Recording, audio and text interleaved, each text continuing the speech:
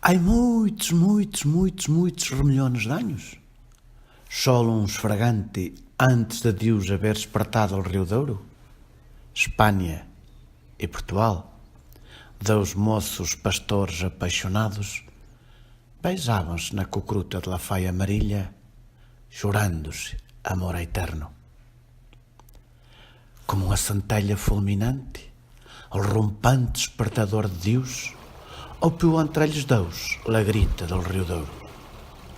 Las arribas, faias, pichones, penhas, miravam-se de riba aos cachones e a corrente d'auga que agora fervinha ao fundo, separando-los para sempre. E antes que os apaixonados moços pastores, Espanha e Portugal, percebessem que um abismo agora os apartava, de braços abertos, de ambos doram impulsivo passo em frente, para de novo os puderam reabraçar. E damos a Deus se feioram pelas profundezas abaixo, desaparecendo para sempre nas augas bravas daquele rio apreciado, que Deus acabara de despertar. Águilas, palombas, alcaforres e gavilãs, todos foram testemunhas, todos choraram durante um ano, e mandaram a palomba mensageira volar até Deus, para que lhe contasse tão triste embora.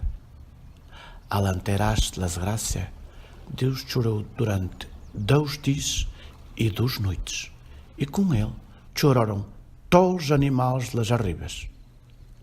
As lágrimas foram escorrendo la faia para baixo, e nas patrilhas amarilhas tinham um Deus perfeito.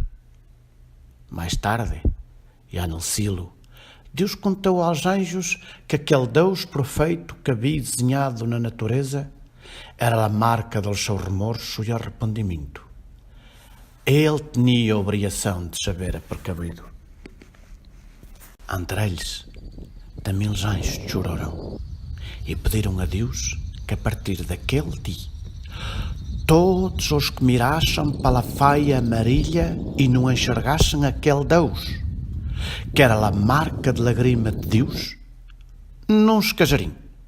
E se casados já fossem, estariam a ser enganhados pela sua parelha, e nunca vim de gozar amor eterno, como o que se haviam jurado os moços pastores apaixonados, Espanha e Portugal. E Deus, que nunca recusou nada aos seus anjos, deixou que assim seja in secula seculorum.